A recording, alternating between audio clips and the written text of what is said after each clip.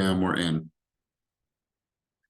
All right, guys, happy Wednesday, September 27th, coming to you, feeling pretty good. Still have tremendous levels of energy, but I'm grateful that my shoulder was not out of place. I saw a lot of people in there that had it way worse than I did. And so I'm hopefully that I could just nurse this back into, shape and it's nothing too serious. But I guess it's a reflection of age and small things. But then I saw some comments on the post yesterday, and they're like, my mom threw out her shoulder by throwing her purse in the back seat. I'm like, so you never know. I try to take good care of myself, but just grateful that it's not any worse than what it is right now. So got a lot of stuff to talk about today. Wednesdays are always your opportunity, our opportunity to talk about the market. And I just want to, before we get started, I just want to send, and I do this occasionally when I feel that maybe I'm missing something, and let me just elaborate on this. So I believe, and I believe that when you come to coaching is a part of training. It's a part of preparation. It's part of getting ready for game day. Well, I believe that I need to be harder on each of you. And obviously our lender partners are on this call today, but I feel like I need to make it a little bit harder for you. Now, by all means, I want you here to gather, to be in the collective wisdom, to hear things that may inspire you to take action. I want that for you, right? Don't let me take that away. That's what I want. But what I want to do, especially at this time of year, is I want to make some shit hard on you. When I say I want to make some shit hard on you, I want to push you guys. I want you to practice super, super hard here. I want you to stretch yourselves here. So when you're in front of a consumer, when you're out there prospecting, when you're doing the things that you know that you need to do, it's a little bit easier because you've practiced so hard in coaching. You've practiced so hard in training. So what I want to do is I want to push you. And what I want to do is I want to elevate the people on this call that never raise their hand. If you're on this call and you've never raised your hand once, or you've never spoke on group coaching at least once with a thought, a sentiment, a share, an ask, a contribution, I want you to right now put an emoji on the screen if you are the person on this call that has never tried to get involved in the conversation. And this is not public shaming. This is for me to make sure that I'm pushing you even harder to get involved in the conversations, because this Clayton, is what are you looking for? Whoever Okay, we that can't do is, that right yet. yourself, Okay, Sherry. you have to wait. All right. Let me go back to that. If you're a person on this call that has never contributed, never raised their hand, and never spoke on group coaching, I'm going to give you an opportunity just to put an emoji on the screen to tell me who they are, because I want to get you more involved. What I mean by that is that you have your usual suspects, you have your Cynthias, you have your Dominiques, you have your Vernon has spoke, you have your Jennifer Angel, you have your Joe Ellens, Jeff Phillips, right? Those are the people that constantly contribute. But if you're on this call and you've never spoke on the call, I want you to raise your hand. I want you to get involved, and I want you just to be present. So my goal and my purpose is to make sure that I'm pushing everybody, and that when you come here, I want it to be really hard sometimes, right? Because practicing our dialogue for a consumer is really hard. Practicing what the nuances and the patterns are of the market and being able to articulate that at a very high level, that takes practice, and that practice is hard. So I understand the comprehension is one part of it. The knowledge, being here, listening, understanding, learning, that is one part of it. And I think that you guys are all very astute people. The second part of that is the articulation piece. And I want to make sure that I'm making it hard on you guys with the articulation piece, because I believe, and what I understand is that that's where a lot of us struggle. You're all smart, you have these beautiful minds, but the articulation part of it is sometimes the hardest part for us. So what I want to do is I want to make it a little bit harder. I'm going to call on some people. If you've never got involved in the conversation, I'm going to probably call on you today. So Anderson, I appreciate it. Kaleem, and whoever else didn't raise their hand, that is on you. I know who you are. I'll just call on you no matter what. But the point being is that let's have some fun, but let's also push each other. And maybe we should probably have, if somebody speaks, be like, all right, Dominique spoke, I'm going to go and I'm going to volunteer the next person to speak. And that's going to be Walter. Walter speaks. The next person to speak is going to be Nias. And you guys go ahead and pass that on to each other. So I want to push you guys. It is the end of the year. It's the fourth quarter. We've got tons of stuff going on, tons of stuff to talk about. but I want to make it a little bit harder on everybody. That's my responsibility. That's my job as a coach, is to push you and push you and push you. How many of you have ever been in sports anytime in your life? Please raise your hand. Has anybody ever been in sports and found that the practice was actually harder than when you had the game? I've been there before. I've gone to practices where it was like I felt like throwing up. And I was like, why are we running this over and over and over again? And then you're in game day, you're like, man, it wasn't that hard. We won or we lost, whatever the case was. It wasn't as hard as the practice. So this should push you. This should feel a little bit more intense.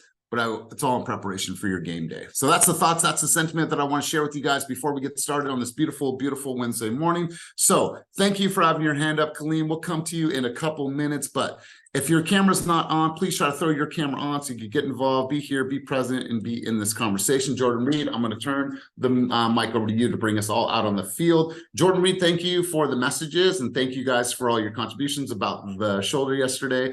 That one post got a lot of engagement. I knew it would. So I just want to thank you guys for all of the recommendations. Somebody said put hot olive oil on my shoulder. I haven't done that one yet, but I think that I might try that. But Jordan Reed, nonetheless, let's have you bring us out on the field on this beautiful, beautiful morning. So hit us with it, bring the team out on the field, and share your sentiment with us. So Jordan Reed, on your walk this morning, let's hear from you. Take yourself off of mute and bring the team out on the field. Good morning. Good morning. It might get a little loud. I've got garbage trucks going around me right now, picking up trash, but yeah, good morning, you guys. Let's just stay focused. We are getting towards the end of the year. And I feel like all of those things that we might be putting off, now is the time to take action on it, no matter what, no matter how you feel. Days can be hard, but I feel like what helps me the most is if I can set 3 measurable goals, 3 things that I have to do that day that will serve my business at the highest level. Then if that's all I can do, then that's good enough. But put your head down, try your best, and really that's all you got. Yes, I love it. I love it. I couldn't agree more. So appreciate you sharing. I appreciate you sharing while you're on your walk. So let's do this, guys. Let's talk about the market.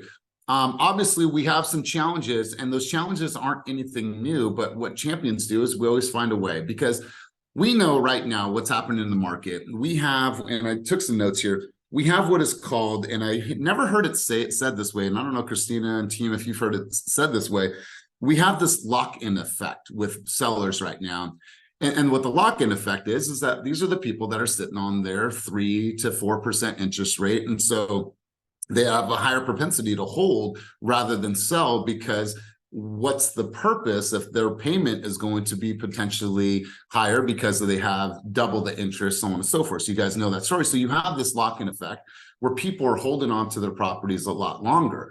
However, there is still tons and tons of active buyers right now in the market.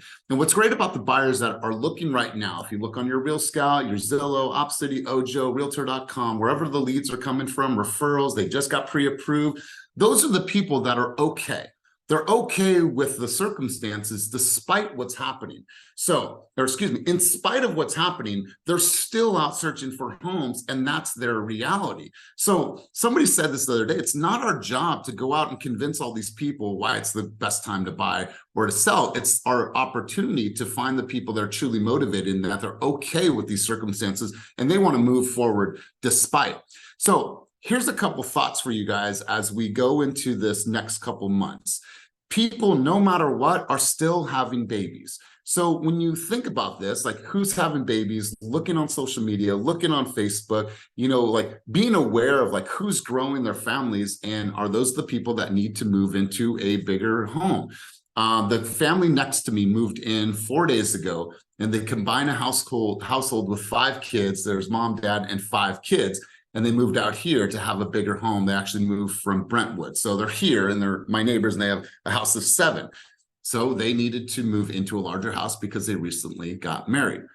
something that will always exist from now until the end of the time. People are going to pass away, unfortunately. So are you in relationships with people that could potentially send you leads for people that might be looking at how to divide assets? What do they do in this part of their life? So on and so forth. And then you have people that are getting engaged and people are getting married. Do you have relationships with wedding planners? Are you a part of those conversations? Are you aware? Are you contacting them when you see that on social media? Oh my God, you guys, congratulations. What are your plans for the next couple of years for housing? Are you guys living together for a while? Are you guys going to sell one of the houses? Are you going to combine? Like, what's that actually look like? So when you think about that, there's still tons of opportunities out there for us, but we cannot think about this as I'm going to sit and wait for lead opportunities. I'm going to have to go out there and find those people that are actually in the market that are ready to purchase homes or to sell homes. Now, even if they're in a lock-in effect, they might have a motivation to go. Like, Larissa's going to ASU in the next couple of years. Maybe we move out to Phoenix or to Scottsdale. I'm not saying we are, but there's an impending event that may cause us to want to move and to leave. And so I want you guys to start thinking about these things as you're thinking about the market, thinking about conditions, thinking about ways to get leads from people that may have an impending event, that we can really fill that gap and provide, you know, some help for these people, because a lot of people need us. No matter what's happening in the market, there's still tons of people purchasing homes and still tons of people selling homes. So I want to pull some stats up for you guys really quick, and then want to share some thoughts and some sentiment with you. So let me pull this up really quick. I saw this and I thought this was really powerful. And let's just share this here. So if you guys are in our Slack channel, you guys can see this report. This report was in from just a couple of days ago. Sherry, I'm going to have you, or whoever that was, mute yourself because I got background noise. All right, cool. So this is single family residences sold. You'll see all the cities here on the left-hand side. If this doesn't apply to you in your city, it's okay. Stay with me because this point will make sense for everybody. You look here on the far right side, average list versus sales price. Even though buyer demand is, obviously it's trying because of inventory. And hey, someone needs to mute themselves. I'm getting some background noise. I don't know who that is. Can you check your line just to make sure that you are muted if you are not? Thank you. All right, so despite what's going on, you can see here that the price change year over year, in so many cities, that price is still going higher. And so what I want you guys to recognize is that despite what's happening, despite the inefficiency of listings in our market, when you look at the sales, there is still a significant increase of that list price to sales price. So I want you guys to be aware of it. Like, we heard a story yesterday that Jennifer Angel shared that her clients purchased a house in 2019, didn't move in till 2020, and just sold that house and had $400,000 in positive equity. So when you think about, like, what are the disadvantages of consumers waiting, we know that values are always going to go up in the Bay Area. We know we're going to have some highs and some lows and some peaks in the valley. That's normal. But when we think about what's happening year over year, there's still some really positive signs for buyers right now. And when we look at this, I saw this the other day and I thought this was really cool. I think this came from Patty Goodspeed. But I want to share this with you. And Jeff and team, if you guys have something you want to share too, it looked at the cost of waiting. And so many people will always say that they want to wait. And that's literally the thing that most consumers will say. We want to wait until conditions change, whether it's interest rates, New Year, holiday, all those things, right? Well, I thought that this breakdown was pretty cool because it showed the cost of waiting. And then as the home increased in value over the next couple years. So take a look in the middle here. It said waiting 1 year. Well, what if that home went up 7.95% in appreciation, waiting until year 2, 14, year 3, 19%. So a home that was valued at 950 based on this chart and this graph. And obviously this is still some of it's speculation, but it's based on the annual average appreciation of homes in Alameda County. Now that home went up 19% in just the last couple of years, what does that mean for your buyer? And what does it mean if they're wanting to wait? Are they A, going to get priced out of this market? Or are they B, going to have to live in a home that really doesn't suit their needs because they waited too long? And so I think that's important that we just understand how to have conversations. it's one thing understanding all of this, but how are you conveying this in a very easy way for consumers to understand? And so what I wanted to do today is I wanted to make it harder on you. I wanted to ask you guys, like, what are the tough conversations that you're having with consumers right now? What's your understanding of the market? What is helping you dictate decisions on how you're educating the people that you're working with? If you're working with the seller, if you're working with the buyer, feel free to go any route that you want to go on the conversation. But I want to hear from you guys, because you guys are the ones that are in the trenches every single day. You guys are experiencing it. You guys are seeing the houses. You guys are studying the comps. You guys are running the data. You guys are in this field every single day. So it's important that we hear from each other, because this is how we grow. So I need 5 people to volunteer. If you've never gotten involved in this conversation, then I want you to get involved in this conversation. And let's just have a rapid fire conversation about the market. What are you seeing? What are the patterns?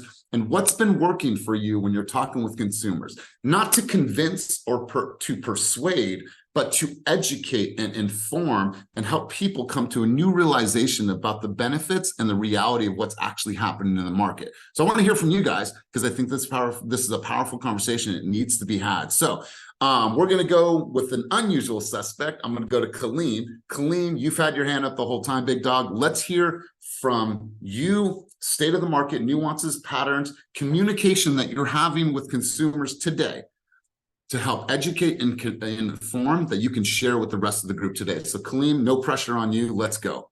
Good morning, everybody. I currently have a listing in Los Angeles, and we have done open houses for 4 weeks, and we don't even have one offer yet. And this seller I know for over like 20 years, so he trusted me to list his listing, and we are gonna have a conversation this week because he feels it's taking a little bit longer and we have no offers at all. And he had a mindset of like few months ago or maybe last year that he will list his house, it will go for 1.2 instead of 1 we're listing at. So he keeps getting these calls from different realtors, and I can even get an input from all of you guys, but I feel like I want to go ahead and talk to him about it, that current listings we check in the area are staying longer on the market than they're supposed to be. And I'm little bit myself stuck in this situation. So I can ask for even guys your help to give me a little input. But I feel as long as I keep the communication with him on a very, very regular basis, day to day on the market and stuff, I have more chances of him not pulling the listing off. He thinks that he should take the listing off and rent the front house, because the house has an ADU unit and a granny flat. So, and also this client doesn't live in the house. They moved to a different city for their job. So that's what I'm trying to do, but I still feel I'm a little bit stuck in it to how maneuver this whole transaction where we can sell it for a lower price. He was hoping to make 200 extra thousand on a listing price. So we listed at 969 and he wants to get the offer at 1.2. Okay, so first and foremost, and I love this, I actually love this scenario. You guys, if you have some input, if your wheels are spinning right now, it doesn't have to be perfect, just get your hand up. I'll come back to Christina and Heidi in just a moment, but let's get involved in this conversation. Let's provide Kaleem with some support and some help. So if you were in Kaleem's shoes, that was your client, what would you advise that client to do? First off, I would just check that price range and the average days on the market. Maybe he's just getting a little anxious, right? And then you help him by showing him the data and be like, you know what? Every house that has been listed at that price point, average days on the market's been about 34. So we're still in a really, really good spot. Also, 80. Do you believe in that particular area is 80? 80 days. 80 days, yes. All right, cool. So I think he's a little anxious. But let me ask you this. How many homes are active at that price point right now in that area? 15. How many? 15, and they have also, all of them have dropped prices. He doesn't want to do that. Okay. All right, cool. And then, all right, cool. I just want to collect some data to get more context for the conversation. So let's hear from you guys. Jennifer Angel, let's hear from you. What are your thoughts? Let's have this conversation. You guys, If you got something going on in your mind right now, please throw your hand up, get involved in this conversation. Let's go, Jennifer Angel. I would hold on. Okay. So for this situation, I would go back to the data. So pull up the data, because did you set the proper expectation during your listing consultation, right? Did you show the data? Okay, what is the price that they're selling for? What is, like you said, right? What's the days on market? If it's 80 and you brought that up in the beginning and made them aware, hey, it's going to take an average 80 days for us to get an able, willing, ready to buy buyer, right? Then they should know, hey, we're on week 4, you know, we're good. Don't get scared. So you're managing that expectation. I think that's really, really important in the beginning, right? They know that they don't have to get worried that they don't have an offer yet, because it's not 80 days yet, right? That's the average waiting time. And then how are you pricing it? I think in this market right now, price is very, very, very, very, very important. If they want to get what is it? What did you say? 1.2 is the target purchase price. But is that supported by the data? Is that what it's supposed to sell for in this market? Or is that what they want? It's what he wants, but after I told him it's 80 days, he completely has calmed down. So we have an appointment later on today to go over every single comp in the area to see this comp has dropped this price, this has dropped this price, and how to move forward with a very, very compatible mindset of my client and I, so they can have a clarification on everything.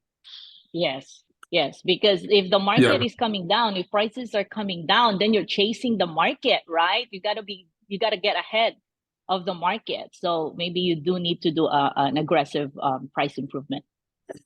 Yeah, and I love, and Joellen, I'm gonna actually have you just get in the conversation in a moment, but Kaleem, I'm gonna do something here. I'm not calling you out, but I want some clarity here, because you have a pretty good following and you have a really good base.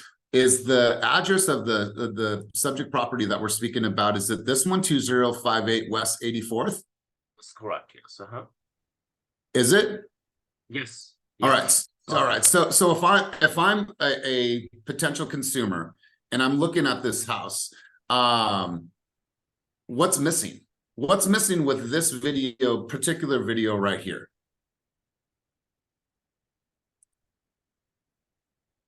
I don't know. Say again?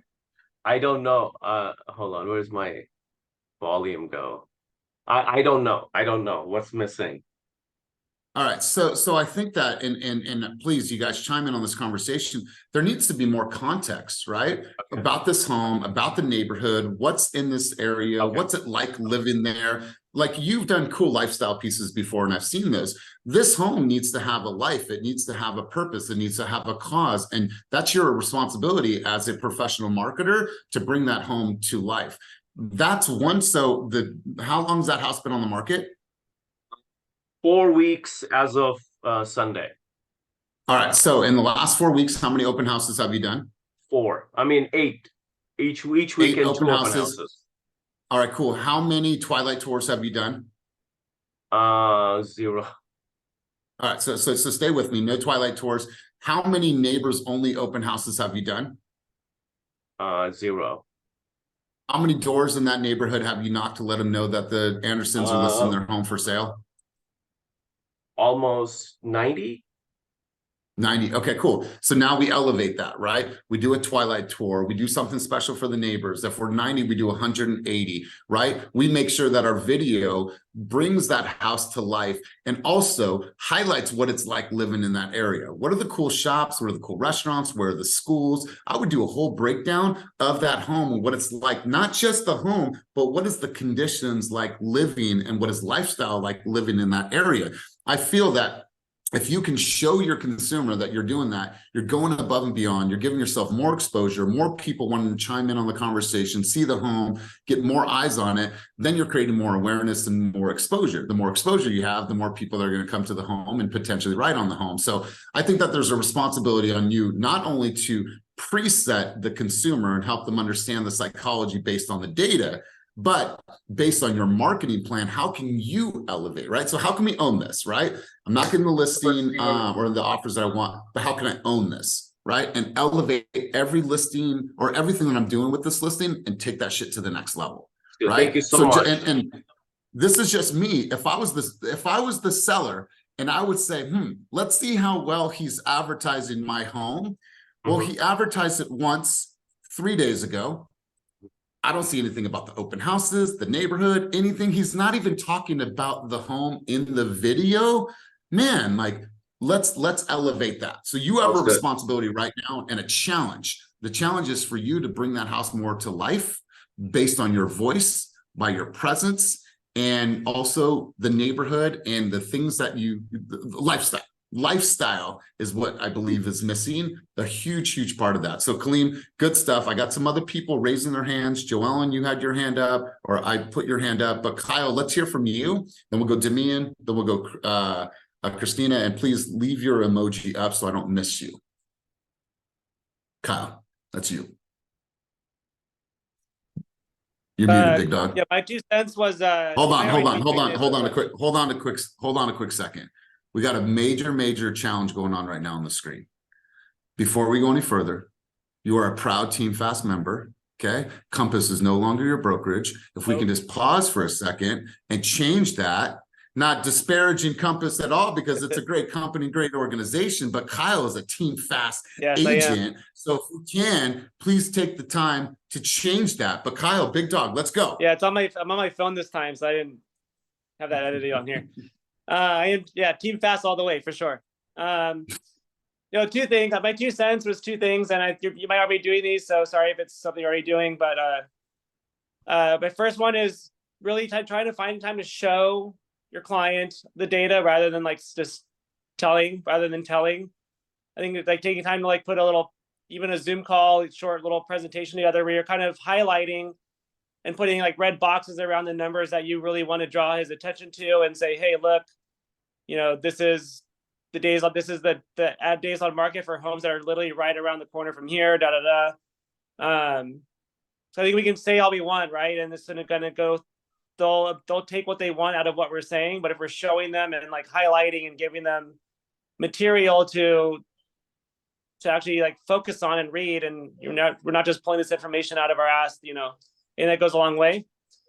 And then secondly, like I said, you may already be doing all this stuff, but it's really aggressively calling every agent that shows, and every person that shows that goes to an open house, they find out who that agent is before they leave, no matter what, and aggressively call them. Because I had a listing recently that did take longer to sell, like yours is. Not, it was 30 days would average. Other previous townhomes in that community sold faster.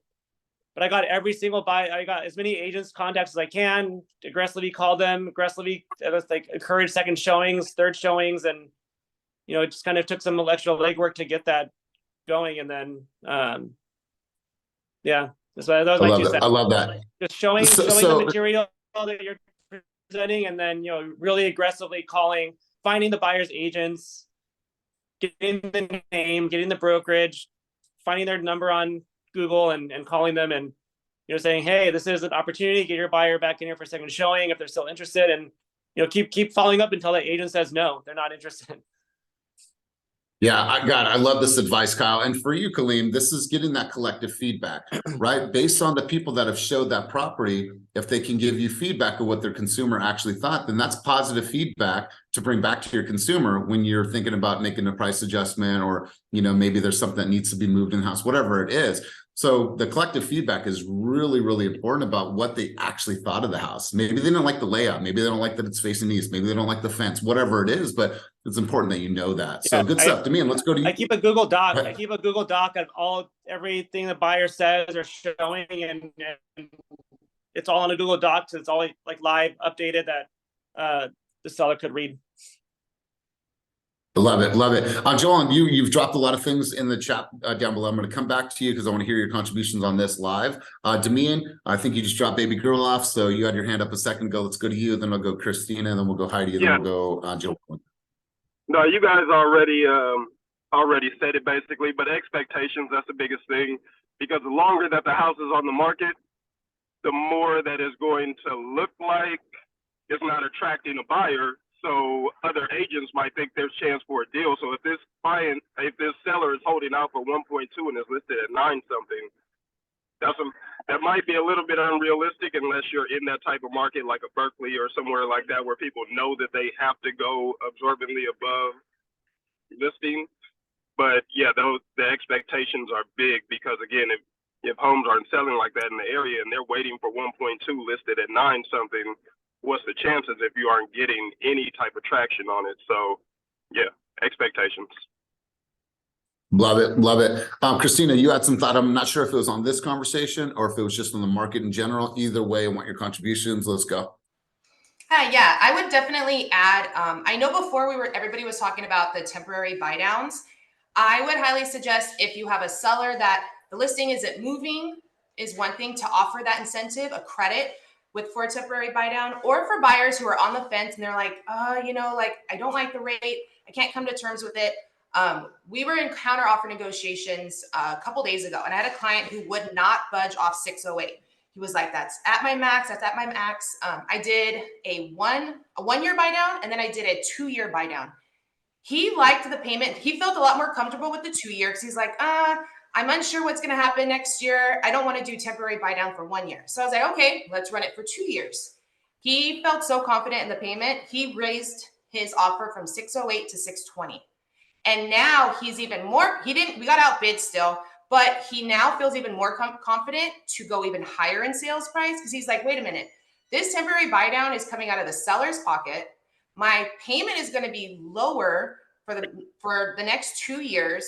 I feel confident I can refinance in the next 2 years. All right, let's boost our approval another 30K. He has the room for it. It was just payment comfortability that he wasn't going so high. So I'd highly suggest you guys, if you have clients who are pre-approved, go back to the lender, ask them, how much of a credit do I need for a temporary buy down? Can we show it to the buyers what this is going to look like on paper? When they see it on paper and they see, oh my gosh, it's going to be like $400 less a month on my payment. Yeah, I feel confident I can do that. And it has been getting people off the ledge. So I would say that for buyers who are kind of like iffy right now, or a seller who the property is sitting and it's not moving, offer an incentive.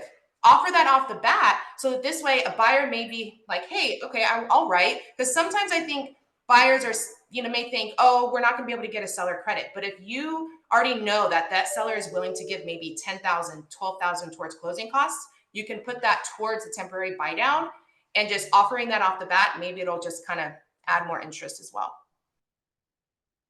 I love this. I love this. We'll get a couple more and then we'll continue on the conversation. Let's go Heidi and then we'll go Ashley. And then I think I saw one more. Kyle, if you can lower your hand, big dog, I appreciate that. Let's go Heidi, rapid fire, then we'll go Ashley. Hi, guys. One thing that I find that works really well, especially with the market shifting, is take a team member with you and get a second opinion. That's why we have a team. And something that works very well also, when you're getting a listing, have the team go through and rev the property. Ask them to write a value on the back of their card, or have a little form that they can fill out with their name, and sit down with your seller and show them what the professionals are recommending. That's, very supportive. And in this market, we absolutely have to be transparent and educate the client, because if we don't, they're going to go to somebody else. I love it. I love it. Good stuff. Ashley, what's your contributions? What's your thoughts on the conversation? Let's hear from you. I just wanted to share, Vivian showed me this great CRM that's on my phone. I just downloaded it last week. It's called C Journal, one time $24. I don't know, you guys probably use something else, but I found it and I really liked it. And it allows me to tag per agent. So in my phone, I have everyone saved, like client's name dash per agent. And so what I did is I tagged all of the agents, and I went through and I text a follow-up text to everyone I've talked to for the last 2 years. Good afternoon. It's been a while since we've spoken. Just wanted to check in to see if home buying is one of your goals. If it is, let's set up a time to catch up. And then I put my calendar, my website, my Instagram on there. I text 236 people in 2 days because it's super easy just to send out the template on this thing. And so 236 people, 4 appointments came out of it. I had 2 of them last night. One person's ready to do an application. So it took me 2 days, and these people aren't watching interest rates. They don't care. They're like, yeah, actually home buying is one of my goals. I have 2 more appointments on Saturday that came from that activity, and I still have a group of agents that I'm just going to keep going through. So I think the message is there's a lot of noise out there, block it out and just keep doing your activities. Man, I love this. Ashley, can you drop this script that you put in text message in the chat below? Yeah. Love it. So does anybody else have any advice for Kaleem on this scenario? Anybody else would like to share what their thoughts were, what they would do in this particular case? Let me give it one more chance before we move forward. I do. All right, cool. Go. Who was that? Sorry. Oh, there you are, Joanne. Yeah, there you are. Let's go. Let's hear it. Good morning. Yeah, so I know this, I know Kaleem, we've been speaking for a while on this property. I helped him with the realtor down there in LA. So it's a little challenging for him, I think, because he doesn't live in the area. But what I think he could do is take his listing pictures and video of the house that he took and then do a voice recording over it and explain the details of the house, and then throw that in like Facebook Marketplace, the next door, as well as create a seller squeeze page on KV Core. And then get some more agents to kind of just do like another, mega open house Friday, Saturday, and Sunday. Hold on, let me pause you for a second. Do you have a squeeze page up that you can show an example of? Let me see. And if not, then we'll move on. I don't But right do you now. have one that's already built? It's Okay. super easy. You just go into KV Core to their marketing department. It's free, and you just enter your MLS of the listing number and then say create page, and it creates a landing page, and it goes through KV Core. You can actually take that, post it on your Facebook, post it in the marketplaces, and then people will start clicking on it, and then the leads funnel to your KV Core. Beautiful, beautiful. Love it. Anything else, Joanne? I think that's it. Okay, Wanted cool. to give a Cool. shout out to Jo Ellen. She was such a helpful agent in this process. I was working with one agent in that area, and I lost her because she ended up going to Mexico. So I reached out to Jo Ellen almost in tears. I said, I don't know what to do. And she literally took ownership and helped me with it. Thank you so much, Jo Ellen. Welcome. Absolutely. It's the power of being connected to EXP agents worldwide, because the senior network agents that I'm working with, some of them are from that area. They were able to get agents in that house, hang up his sign. We had it mailed. I mean, we did the whole thing. So you're welcome. Yeah. Talk about a vision. Talk about a woman on a vision, on a mission with clarity of where she's going and what she wants to create in our space. Right. I remember when she moved to Sacramento from Concord. I remember her saying that she wants to be known as the neighborhood realtor. Now she has carved out a lane for herself in the senior community. Now she is going to be speaking at the booth at EXPCon next week. And so like all these things have manifested in the last couple of years, but she has worked her ass off. And so Joellen, it's great to see how much progress you've made because you have clarity, right? When you have clarity, all things start to make sense. And so Joellen, it's been really cool to see how much you've been able to create in the last couple of years. So let's do this. I'm going to go to Nick Menke. I might go to, let's start with Nick Menke. So working with buyers right now, you're working with sellers, whatever way that you want to swing this. Let's actually, I'll compartmentalize this, sorry.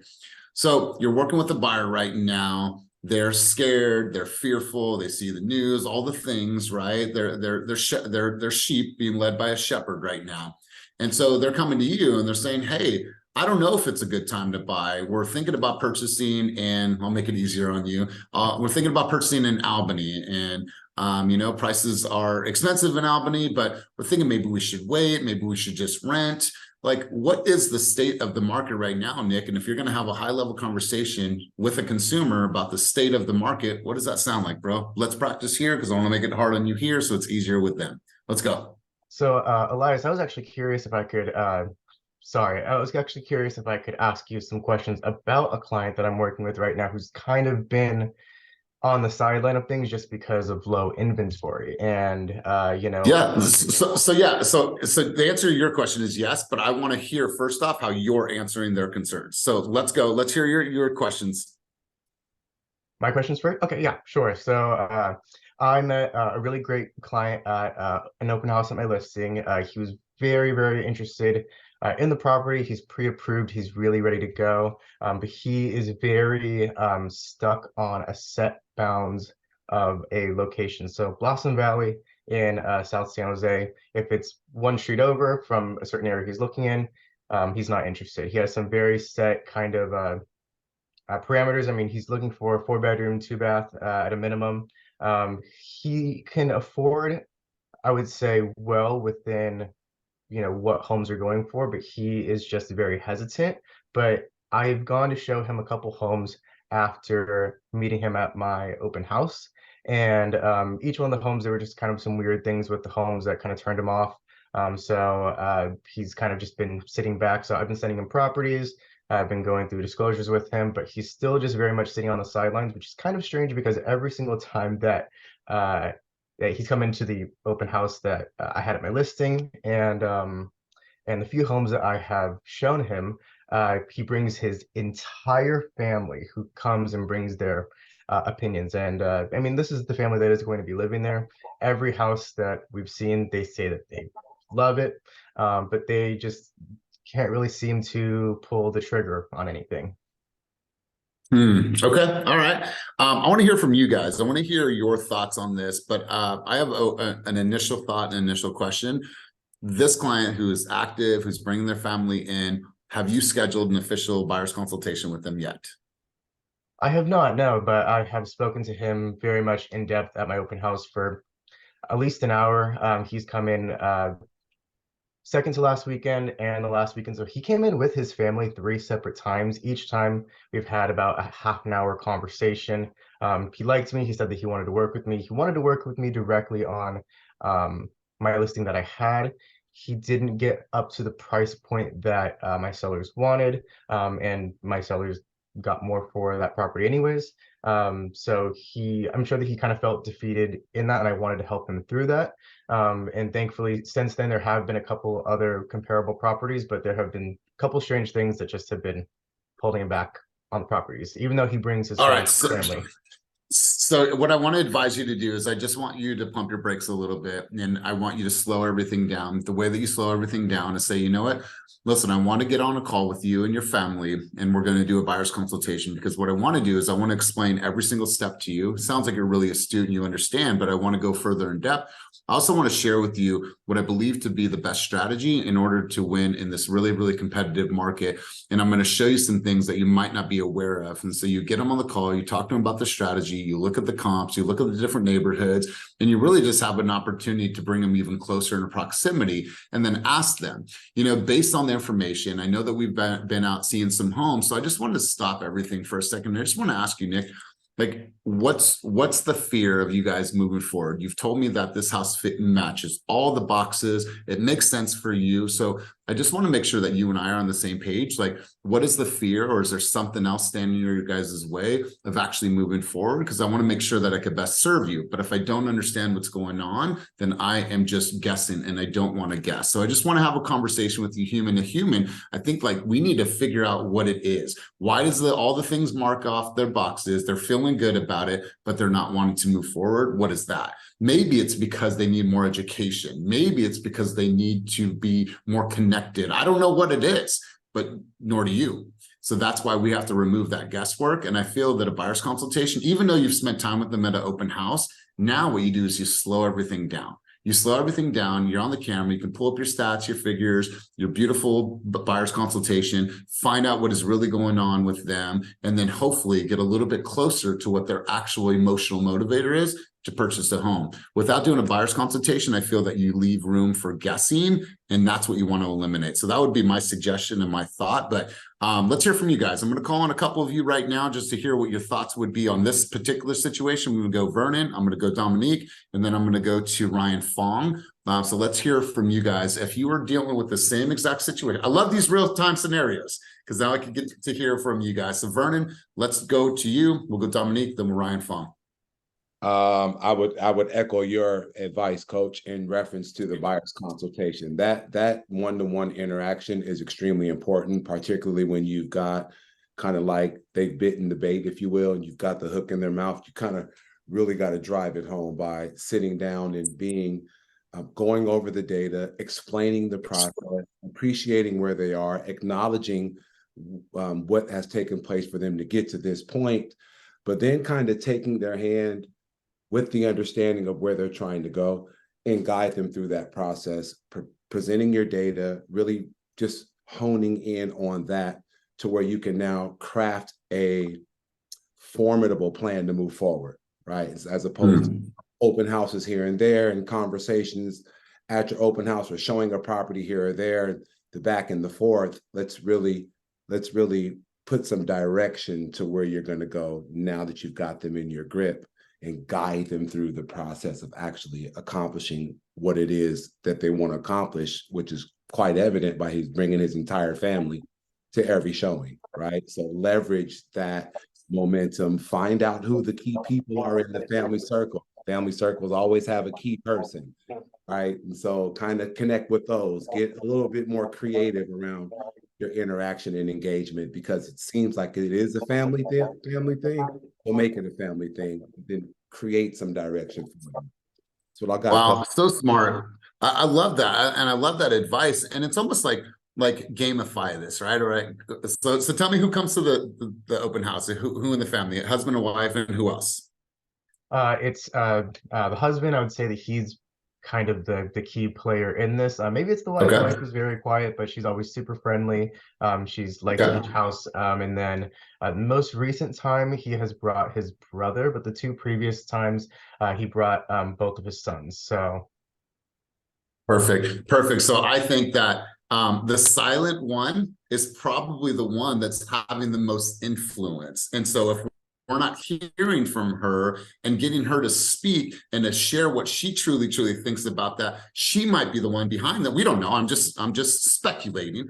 She probably holds a lot of power in the relationship. My fiance holds a lot of power. She can veto something in a fucking instant, and I have no say in it at all. That's the power of our relationship. And so what I want you to do is get her involved, get the brothers involved, and gamify that. I'm like, all right, guys, so, let's write a list of the things that are must-haves, and let's each of you make your own check marks. Okay, 3-bedroom, 2-bath. Okay, big backyard, big closet, like neighborhoods, schools, and like compare their list together and get them all in this flow. Because if you're not hearing from her, he's hearing from her. No matter what, they're talking, they're having conversations at home in private. So I think like proximity is what's really important here. You want to bring them all closer. Best way to do that is just like we're doing now. So let's hear from Dominique and then Ryan Fong, contributions on the conversation. But I love this scenario. Love it. So Dominique, let's hear from you. And hopefully you got all moved into your new spot. I mean, for the most part, yeah. Okay. Say that buyer's consult is way different than speaking with somebody at an open house. I mean, just environment, it's not really one-on-one attention. Yeah, you're speaking to them face to face, but the kind of environment that an open house presents, they could be doing the same thing to another agent at another open house, but getting them right in front of you and having that one-on-one where you're asking them, because if you're at open house, you're not really asking more personal questions. It's just more of an open-end kind of thing. And so being able to present yourself as this is me trying to help you and not in more of an open space helps a lot. And then also too, with your buyer's consult, it's easier for you to get it personal. And with that, you're able to use certain key terms with that buyer, right? So what is their motivation to move in their time frame? Once you know those things, there's certain terms that you would use for that buyer that you wouldn't use for another buyer, depending on their situation. And that's going to get them hooked on, and it's going to get them ready to do it and make the move with you. Yeah, God, this is really smart, really great approach, because it's really like taking that whole presentation and then it's like they're baseball. So that backyard, so you guys can play catch, this all makes sense, that like the schools being able to have the room for the shoes because fall season's coming. We know all the boots are coming out. Like being able to personalize that message is really powerful. So I think that is a wonderful advice. Ryan Fong, let's hear from you as well, my man. We'll come full circle on this conversation. Thoughts from you. Obviously, you've talked on group coaching once or twice, so it's good to see you here. Let's hear from you, big dog. What would you say? What would you do in this scenario? Definitely doing the buyer's consultation to set the expectations up front and finding out exactly what their criteria is. So that way, when that property shows up and they're still kind of on the fence about it, at least you'll have more information from them of what they're actually trying to get in this market. You'll have all their objections and everything, and you could try to handle that.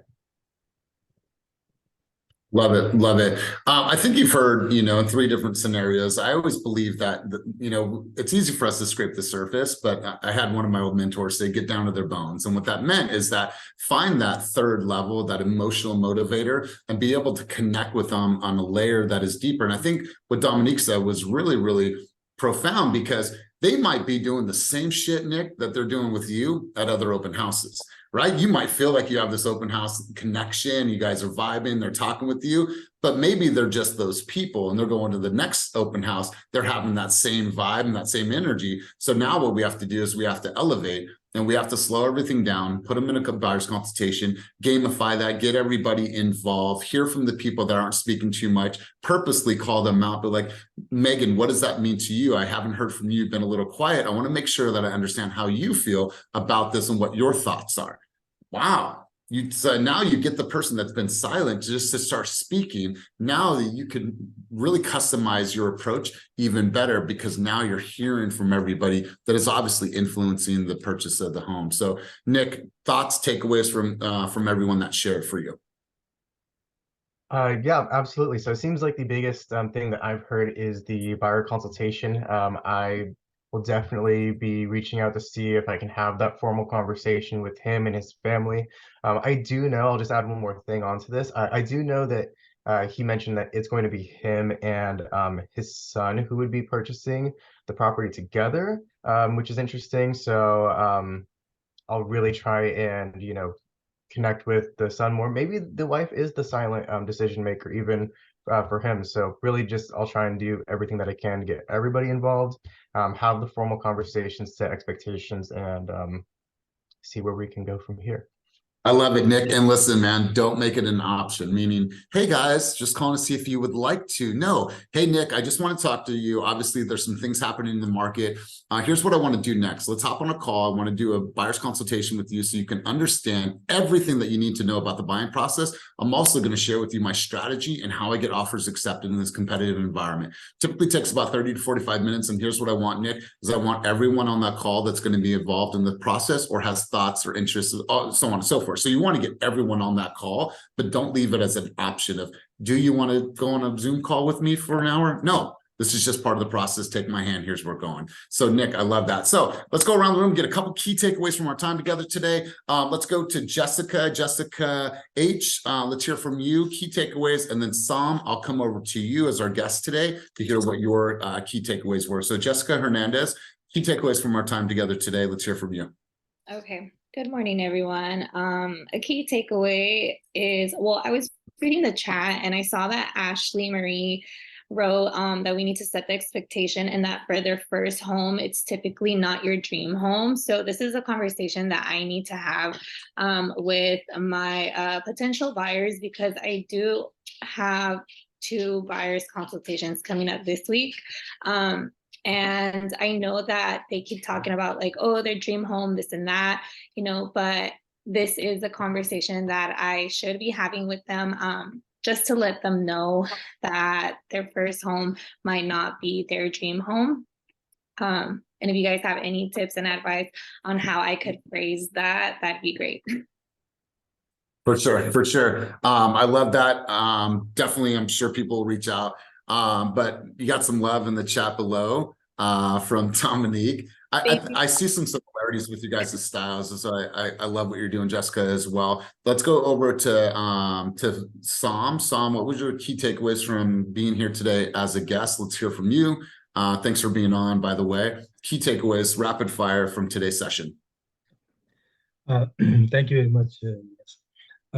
As a brand new agent, hearing about all the live scenarios and live issues, and at the same time listening to everyone to chime in their experiences and giving the suggestions, and at the same time getting coached by you, it's very, very nice to see that so many people are trying to help each other when somebody is actually kind of in a stuck position. It's the same thing like me. So I'm really, really glad to see the whole thing in life. Awesome. Well, I appreciate you being here. And then let's come full circle on the conversation. Johnny Tran, I'm going to have you give us a key takeaway and then take us off the field today, big dog. Let's hear from you, JT. Circling back to earlier when you were helping Kaleem, like that was really like kind of like a really eye opener. Like I felt like he was stuck and didn't know why. And sometimes we feel like we're doing all we can, but then when we get audited, by someone else or we audit ourselves, we realize that we're not doing enough. So I think that was a really huge takeaway. So if you're stuck somewhere and something's not working for you, you just gotta change things. You gotta do more. So thanks for that. Yeah. I love that, JT. And you know what? It's always important to have other people look and be okay with that, right? Be okay with somebody looking to be like, oh, these are some things that I noticed. I notice a lot on the sidelines. I see a lot as a coach. And so it's not that I have answers. I've just had a lot of data. And the data comes from all the conversations that I've had from all the years. And so I have a lot of data. And so I use that data to help you guys. And then I leverage your guys' expertise. And that's the beautiful thing about Keep It Moving. So you guys, wonderful session. You guys did an amazing job. Thank you for all of your contributions at a high level. Thank you for the real life scenarios. I thought that was really, really powerful. So we'll do more of this stuff. But anytime I get goosebumps in a group coaching, I know that something hit. So thank you guys for everything. Thank you for your energy today. As always, keep it moving towards your dreams, goals, and vision. Go out there and absolutely crush your day and ask yourself, who needs to know updated information about the market? Contact those people, get them in your proximity, and have a wonderful, wonderful day. Peace. Peace.